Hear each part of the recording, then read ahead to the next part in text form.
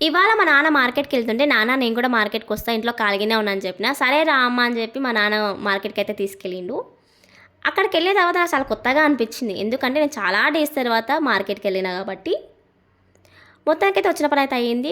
కూరగాయలైతే తీసేసుకున్నాం. పక్కనే మాకు పైనాపిల్ బండి కనిపించింది. అక్కడికెళ్ళి "అన్న నాకు పైనాపిల్ జుట్టు ఇవ్వవా" అంటే అన్న అయితే ఇచ్చేసిండు. ఎందుకదో మీకు తర్వాత చెప్తా. మొత్తానికైతే పైనాపిల్ జుట్టు అండ్ కూరగాయలైతే తీసుకొని అయితే ఇంటికైతే బయలుదేరినాం.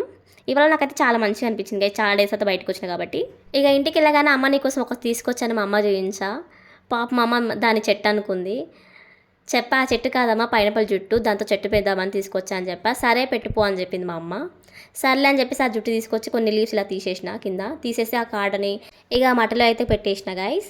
యాక్చువల్‌గా నాకు ఇట్లా పైనాపిల్ జుట్టుతో చెట్టు పెడతాను తెలీదు.